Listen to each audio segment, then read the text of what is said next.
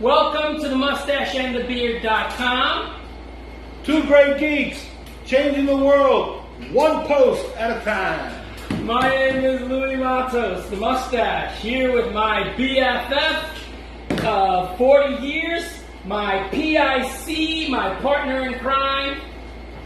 Oh, that's me. That's Eli Figueroa, also known as The Beard, coming to you live from sunny Puerto Rico, where the weather's hot, the drinks are cold, and the women are steamy.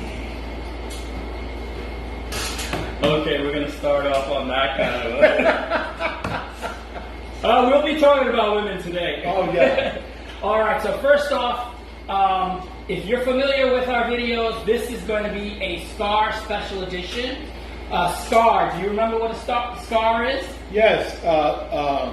Streaming cinema autistic review. Authentic review. Oh, authentic review. Oh, I'm sorry. Yes, a streaming cinema authentic review. And ordinarily we just do one movie, so it'll take us the whole video. But today we're doing a special edition,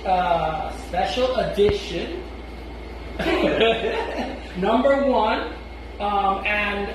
This is a special edition. We usually use one movie and cut it up. Here, these will not be as in-depth as typical. Yeah. We're doing 10 each. Yes, my top 10 Hammer horror movies and your Top 10 Hammer horror movies. I don't know his list. He doesn't know mine. Right. So we're in effect doing 20 mini reviews. Right. So that's why it will probably be a little longer than usual, but they are mini reviews. Yes. We're not going in depth. Yes.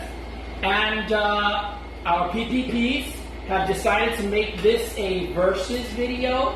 The Mustache versus the Beard. Really? So my list is going to be better than your video, your list.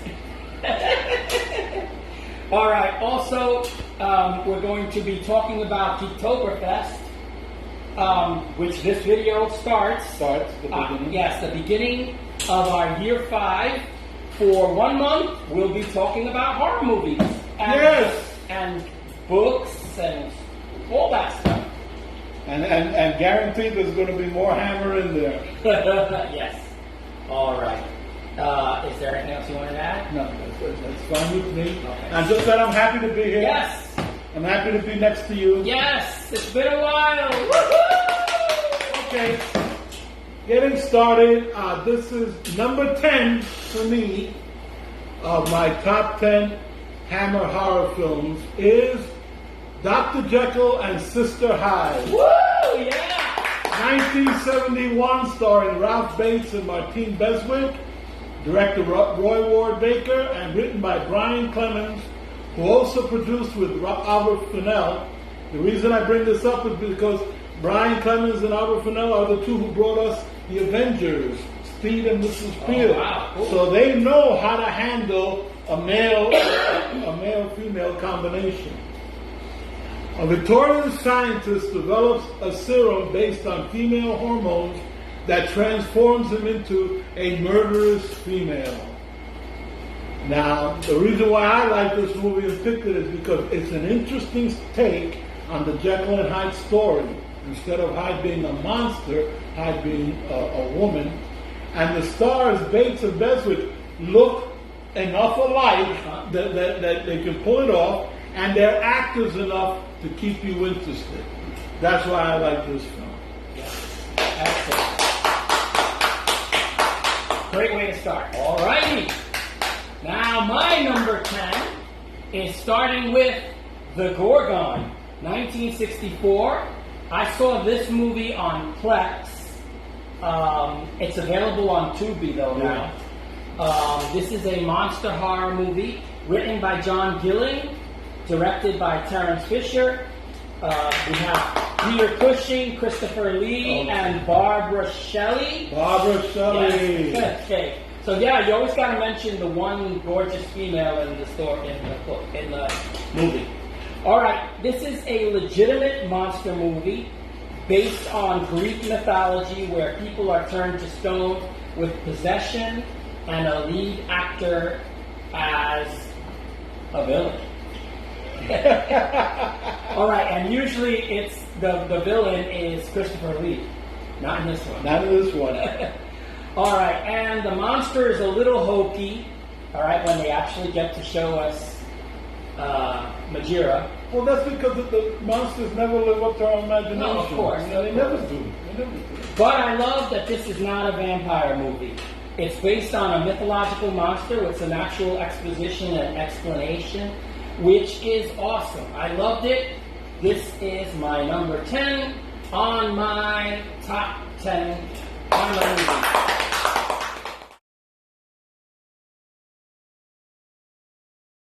Okay, we got number 9 now, right? Mm-hmm. So my number 9 is 1 million years BC. All right. 1966, starring Raquel Welch and John Richardson, directed by Don Caffrey, screenplay Michael Carreras. The story: caveman Tumak is banished from his tribe, then meets the beautiful Loana from a more evolved tribe, but to win her favor, he must fight for her. And I like this movie because, well, you got a scantily clad Raquel Welch. What more do you want? Okay?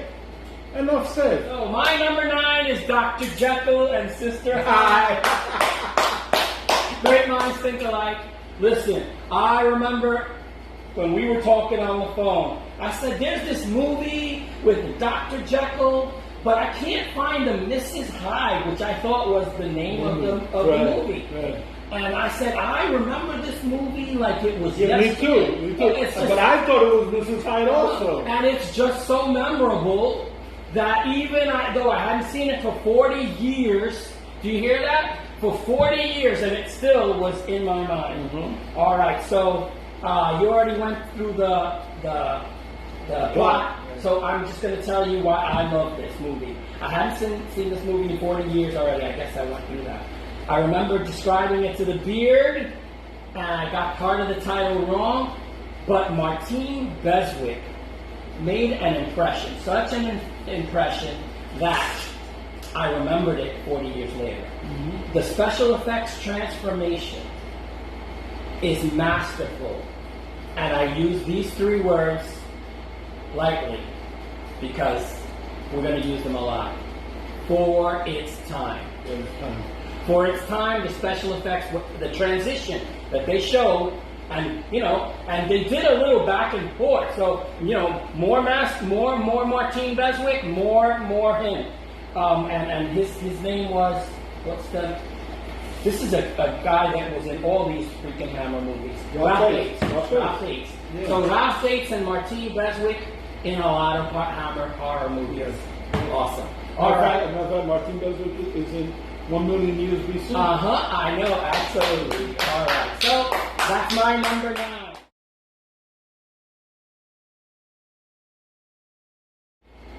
Okay, so what we at? This is your number 8. Number 8. My number 8 is Captain Kronos, Vampire Hunter. 1974, starring Horst Jansen and Caroline Munro. Directed by Brian Clemens, written by Brian Clemens, and again produced with him and Albert Fennell. I simply say this because these guys know how to do action. They did the Avengers, Speed and Mrs. Peel. They know how to do action. A master swordsman and his hunchback assistant travel the land fighting various forms of vampirism. And what did I like? It's a wonderful mashup of swashbuckling and horror. It's interesting that in this movie the vampires drain life instead of blood. And let's face it, like I said, Brian Clemens and Albert Fennell, they know how to do action and they know how to do horror. Absolutely. H is, for me, for the Mustaches list, the better list, is Hands of the Ripper, 1971. It's on Tubi that I saw it. This is a slasher, proto-slasher. So before there were slashers, and Written by L.W. Davidson, directed by Peter Sasdy. Eric Porter is the main actor, Jane Marrow, and Agarad Reeves. The 2-year-old daughter of Jack the Ripper witnesses the murder of her mother by her father, and 15 years later, whenever sexually provoked, she channels her father and kills people.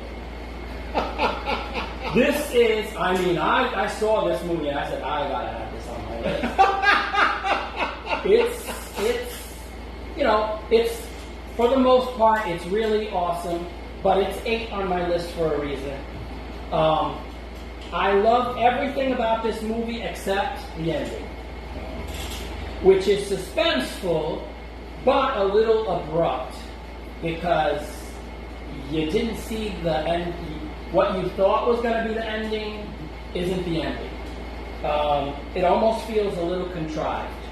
So shown as a deep double feature with Twins of Evil normally, and I love Twins of Evil, but I couldn't keep Twins of Evil and keep another movie that I have on this list.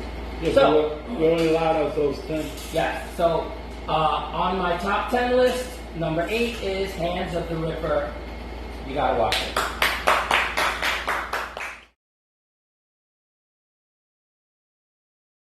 Okay, number 7 on my phenomenally awesome list that I created here.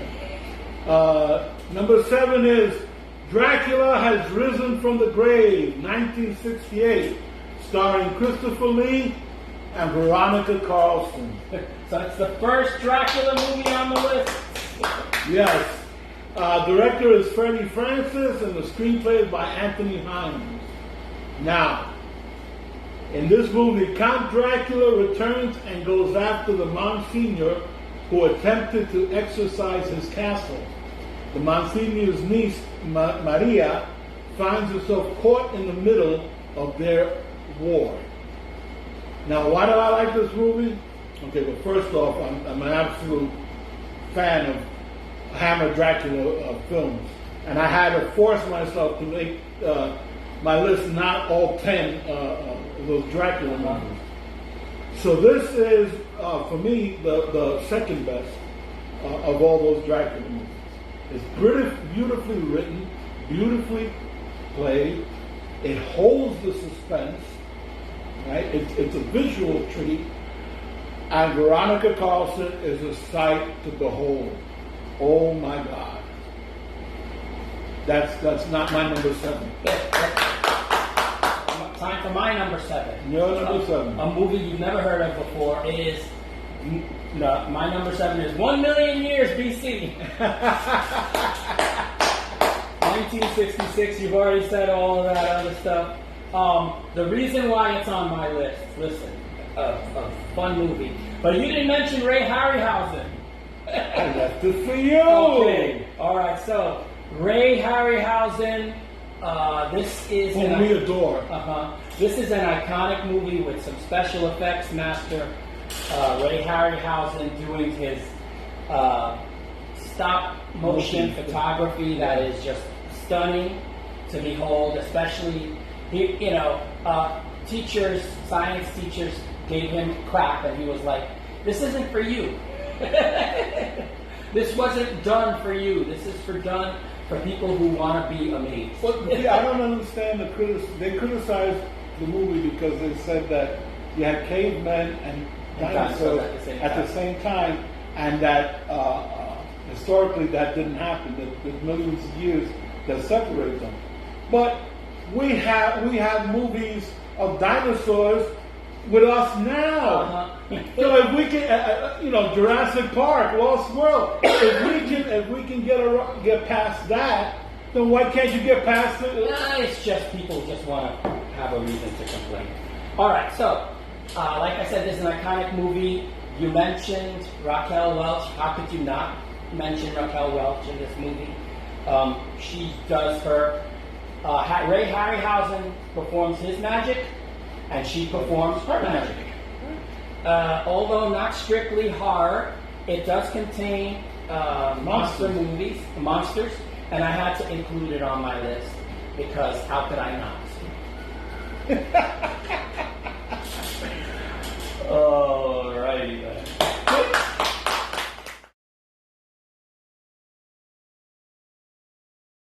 Number 6. Your number 6. My movie number 6 is Frankenstein Created Woman, 1967, starring Peter Cushing and Susan Denberg, directed by Terence Fisher, screenplay by John Elder. This time, Dr. Frankenstein's creation is a woman who possesses the soul of her murdered lover, thus prompts her to go on a killing spree for revenge. Now, the reason why I like this movie, Peter Cushing is superb as always. He's mesmerizing on screen. This time, it's not about switching brains. A lot of the Hammer Frankenstein movies that deal with, his patchwork monster and finding a brain. This time, it's about switching souls, which gives this movie a whole new slant. And on top of that, it's a rather poignant and sad love story. It'll touch your heart and make you want to cry. And that's totally unexpected. Now, Hammer did a whole slew of Frankenstein movies, like they did Dracula. This one, because of that, this one is my favorite. Okay, cool. Okay, my number 6 is another totally original movie, Captain Kronos, Vampire Hunter, 1974. I watched it on HD today. This is vampire horror. One of the reasons I had Twins of Evil in this spot, but when we decided that we were going to do some stuff up with Captain Kronos, I kind of like, okay, well, I got to have Captain Kronos on my... And I didn't want to have too much vampire stuff, so out went Twins of Evil for Captain Kronos. Now, mind you, it's a good movie. It's hard to be done. All right, so you did all of the background stuff. I'm just going to talk about what I love about this movie. This is an action horror film, and an actual sword fight at the climax of this movie, which you don't expect in a Hammer movie. Or a vampire movie. Right. So you're talking, it's interesting, and it's a 10-minute sword fight. So it's not like a short little thing. You have actual skill being shown there.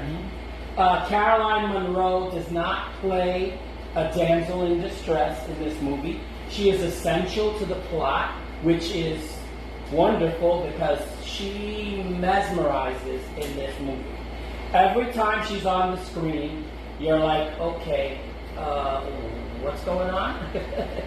All right, so all of the characters are useful, including Professor who is the hunchback that you were talking about.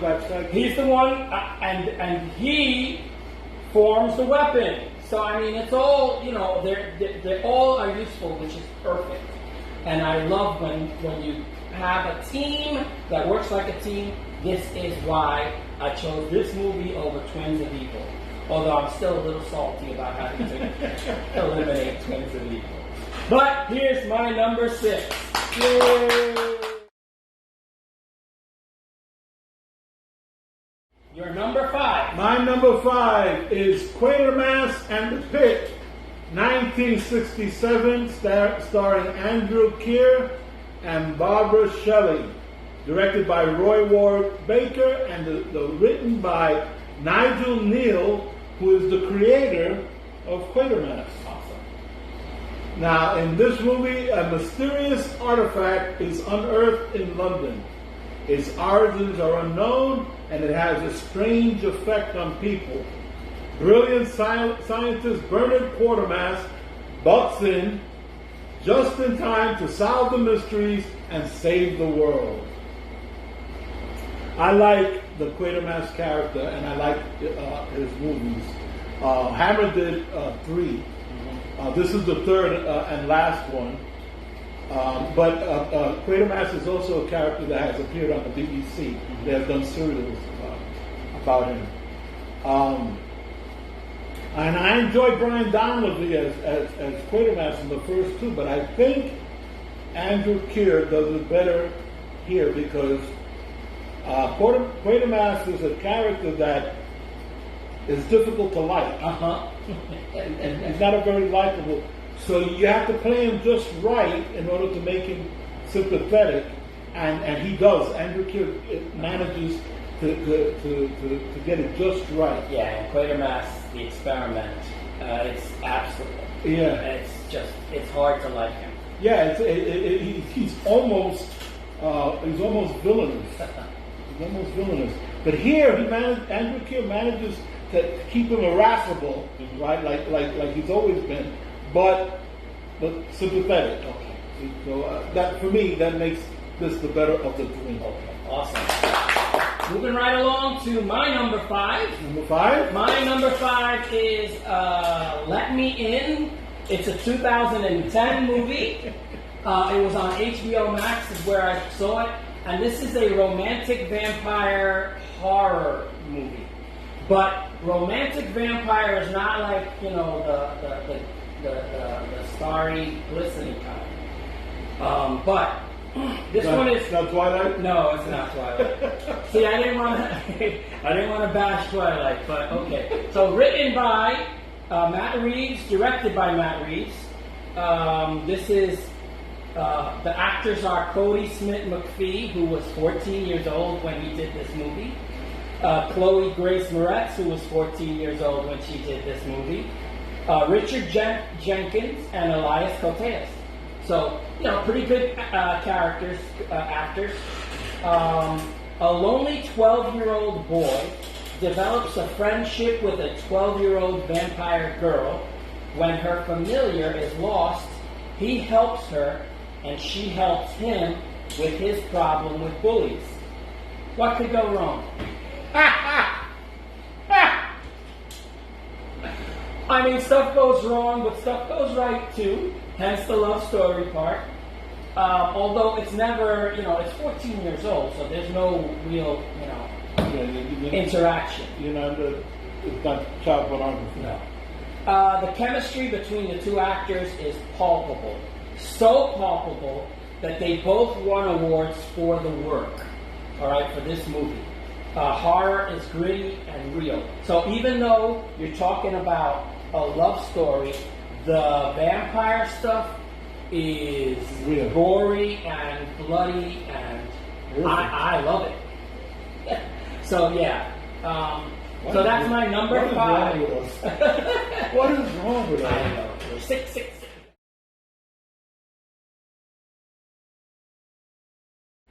Number 4? It's number 4. Your number 4. My number 4. My number 4 is The Lost Continent, Wow. 1968, starring Eric Porter and Hildegard Neff. The director is Michael Carreras, and the screenplay is by Michael Carreras as Michael Nash. Now, the story is the passengers and crew of an old freighter, each with their own deep, dark secrets, find themselves adrift in the Sargasso Sea, where they have to contend with monsters, killer seaweed, and descendants of the conquistadors. Oh, wow. Now, why I like it is I've always loved Lost World stories. Mm-hmm. You know, where you get these people on a desert island, on a deserted island, and there's dinosaurs. You know, yeah. It's all. I love that stuff. This is it, except that instead of an island, it's the Sargasso Sea, which they do to beautiful effect with the sky and all these derelict ships. And it's marvelous. And then another thing that I like is that none of the characters are black or white.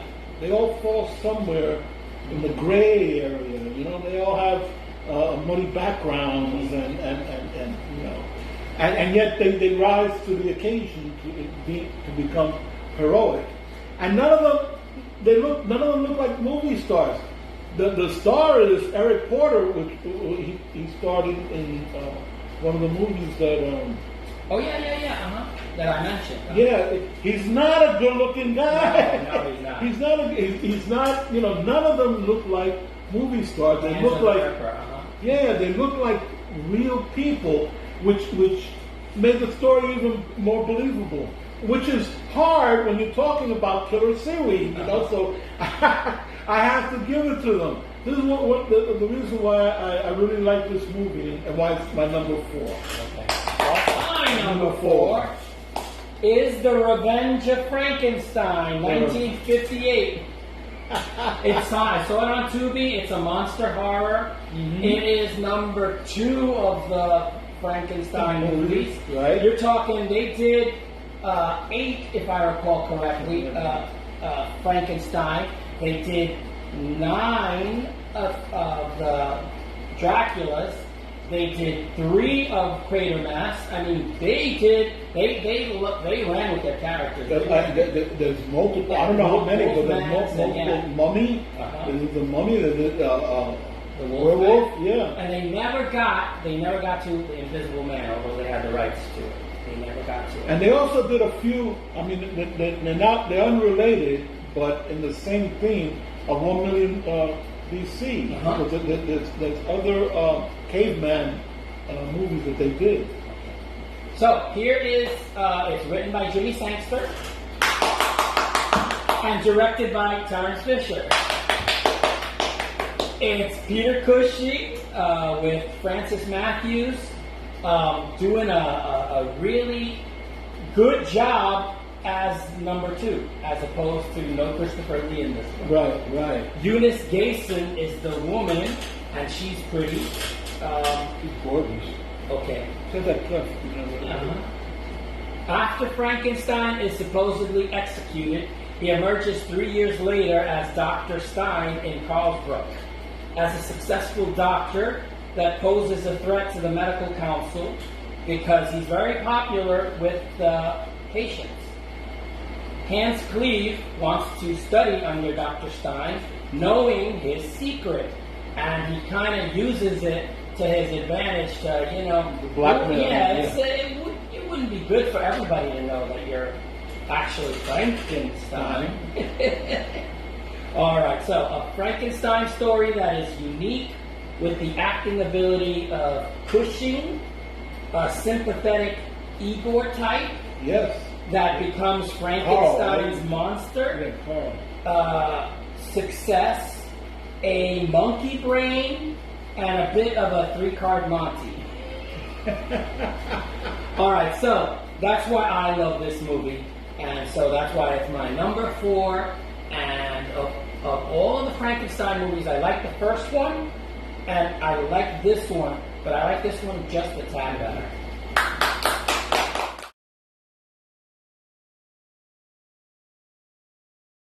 Number 3. We're down to our top 3.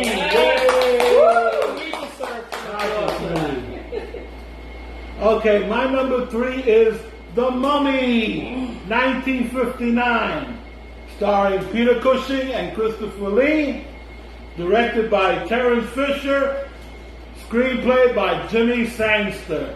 Oh my God, what that's 4 aces. A British archaeologist find an Egyptian tomb, and despite the curse, they open the tomb, and, well, you know what happens. Now, what I like about this, Peter Cushing and Christopher Lee, enough said. What else? Terence Fisher and Jimmy Sangster, more than enough said.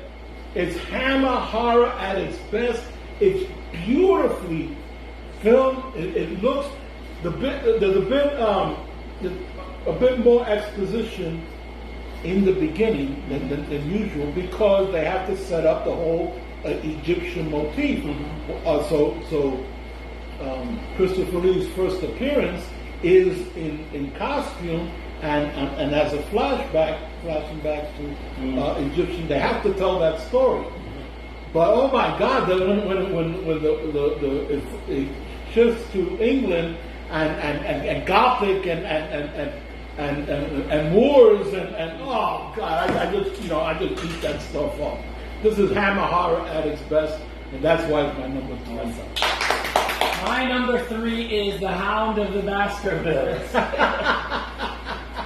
It is a horror mystery, beastly freak movie.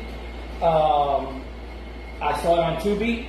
It's a 1959 movie, written by Peter Bryan, directed by Terence Fisher, Peter Cushing, Andre Morell, Christopher Lee. Again, you got a great cast. What a combination.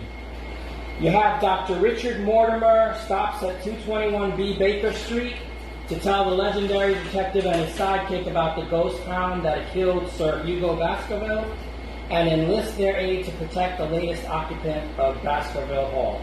Cushing as Sherlock Holmes. That's one of the reasons why I love this movie. And a giant mutant dog, come on. A beastly freak, of course I'm going to love this movie. These are the epitome of what horror movies should be, and I'm there for it. I was there for it, and I still am there for it, because I love it.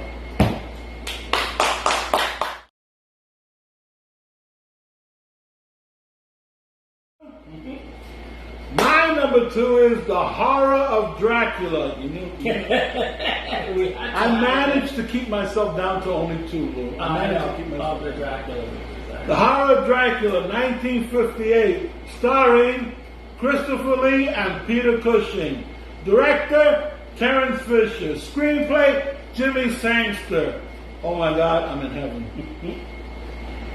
Jonathan Harker runs afoul of Count Dracula, who, in revenge, goes after Harker's family, causing a friend of theirs, Van Helsing, to step in. I am a huge fan of the Hammer Dracula films, and this one is the first and the best. And it's got sets, it's got mood, it's got lighting, it's got costumes, and I'm not even going to get into Lee as Dracula and Cushing as Van Helsing. Oh my God, they raised the bar. Mm-hmm. And then, oh my God, Fisher directing, Sangster writing. I could be here all year. Fantastic. It's my number 2. Okay. My number 2, I have the sudden sense of deja vu. Horror of Dracula. 1958. Now, you did not mention, I don't think, Michael Gough. No. And he was one of their stable of he actors. was. That's right. So yes, that's right. He was. So you can't have Hammer without Michael Gough. He was, one of those players that would come on and eat up the scenery. Eat up the scenery. All right. So yes, and the only thing else I'm going to say about this movie is, all right. So why I love this movie. Sangster alters the vampire legend, but still gives us a recognizable Dracula story that adds to the mythos and gives us the beginning of a series of Dracula movies, 9 in total. Brides of Dracula, which I also love. I would have included this if we would have done, 20. Dracula, Prince of Darkness. Dracula has risen from the grave. Taste the blood of Dracula. Scars of Dracula. Dracula, AD 1972. The Satanic Rites of Dracula, which is another movie I would have included. Me too. And The Legend of the Seven Vampires, which I don't know why it's included, because I don't see Dracula in the title. Why didn't they put Dracula in the title? Yeah, it says The Legend of the Seven Vampires. He is in there. I know. But it is Peter Cushing as Van Helsing. I know. I think they said that he did, Christopher Lee did 6 of the Dracula movies as Dracula, and there were 2 that he did not do. Brides. Right, Brides, which doesn't have Dracula in it at all. And But it has Van Helsing. right. Okay, so yeah, and the Legend of Dracula of the Seven Vampires. Right. Okay, so yeah, this is my number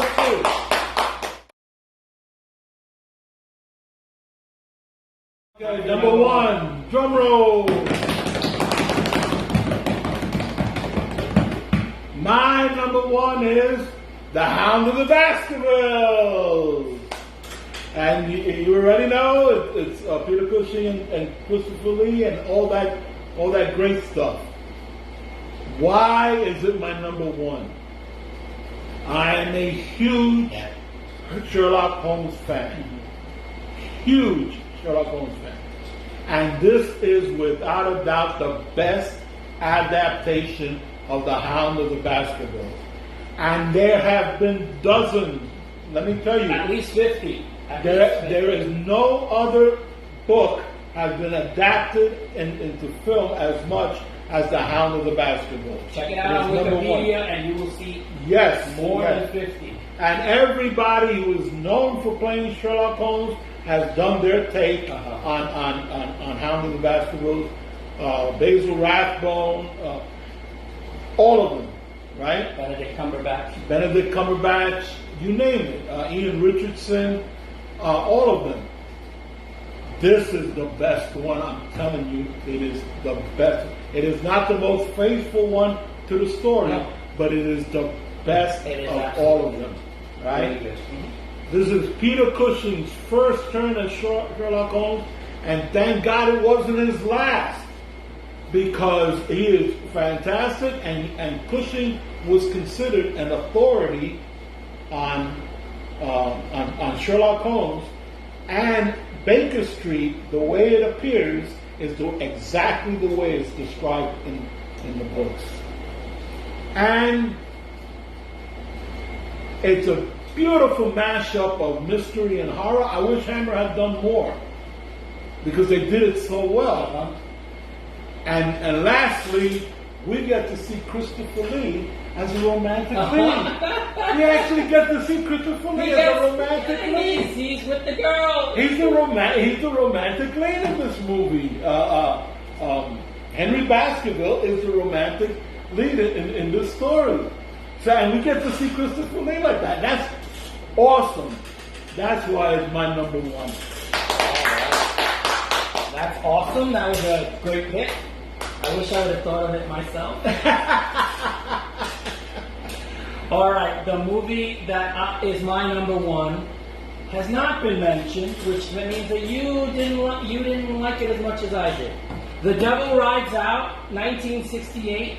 I watched it on Daily Motion. It is a cultish devil worship movie, written by Richard Matheson. Yes, that Richard Matheson. Richard Matheson. Yes, and directed by Terence Fisher. All right, so it's a Christopher Lee, Charles Gray, Nikki Ahigi. She's the female lead, and she's gorgeous. That's like saying a Hammer actress. Okay, Leon Green, which is the second lead. So he's the helper to Christopher Lee's character. The psychic. Yes. So Nicholas Duke de Richelieu is the main character, played by Christopher Lee, and his friend Simon. They rescue the son of an army buddy and a pretty young initiate from the clutches of a cult, except that the cult leader has already, the cult leader's named Mokata, and played by Charles Gray. Of course, Charles Gray playing the bad guy. That's a stretch. Has established a psychic connection with his initiates. So wherever they go, he knows where they are. So yeah, trying to get away from them, well, that's kind of difficult. The reasons why I love this movie. I don't think I ever saw this movie before. So watching it with fresh eyes, I was mesmerized. Christopher Lee plays a person that's like an occult academician. Right. So he knows how to get around certain cults and stuff like that.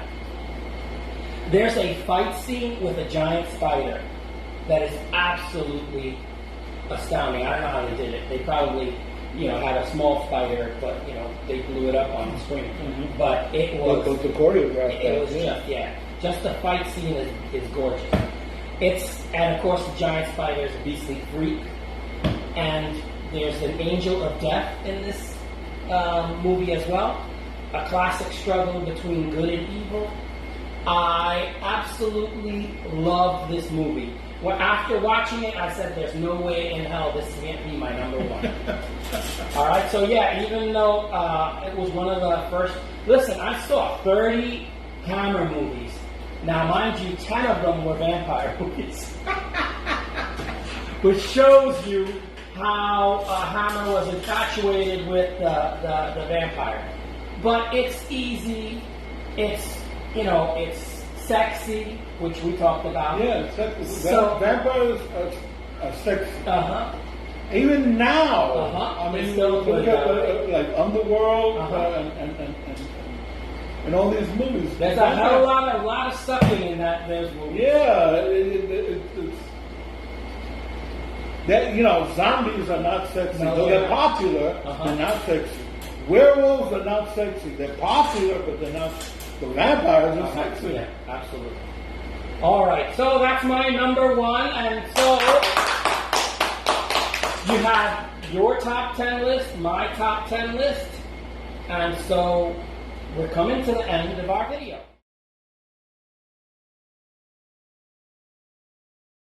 So we've come to the part of the video where generally we have something closing before we go off, and Do you have something closing? I do have something. I have a joke, all right, and I think it's somewhat appropriate. So, What the hell? Even if it's not. okay, here we go. A chicken walks into a library, and she goes to the librarian. Boop, boop, boop, boop. And the librarian goes, "What?" Book, book, book. And she goes, "Oh, you want 3 books?" Boop, boop, boop. So the librarian goes and she goes, "Are these okay?" She goes, and boop, boop, boop. So okay, so she gives the 3 books to the chicken. The chicken walks out of the library, grateful for having borrowed the books.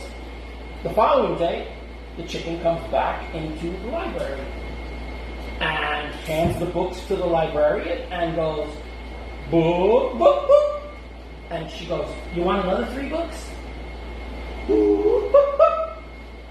Okay, 3 more books. Gives the 3 more books. The chicken takes the books off of the shelf and goes to, and the librarian's scratching her head like, this is really, really strange. So the 3rd day, the chicken walks back in and goes, whoop, whoop, whoop.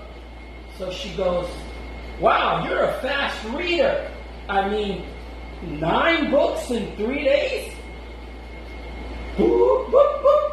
So, okay, another 3 books. She gives the 3 books, and the librarian sees that the chicken leaves.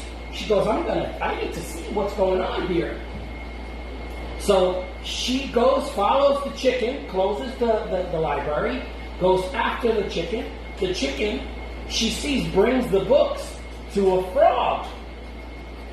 And, the chicken hands the first book to the frog, and the frog goes, "Read it." Then the other book, "Read it." And read it. So that's why the king. That's why you keep bringing it. Because the frog read it. Okay. All right. So it's a corny joke, but if you've liked what you've seen, there you have it. We've come to the end of another video. We wanted to ask you to please interact with our post. If you would like, please comment. Hit the like button. And share. And share. Yes. We want to ask you to please interact with every one of our posts. share this with people who might like our brand of geekdom. And so we say thanks for watching. My name is Louis Matos. I am the Mustache. Eli Figueroa, I beat the beard. We say see you later. Hasta la vista. Take it easy. And peace.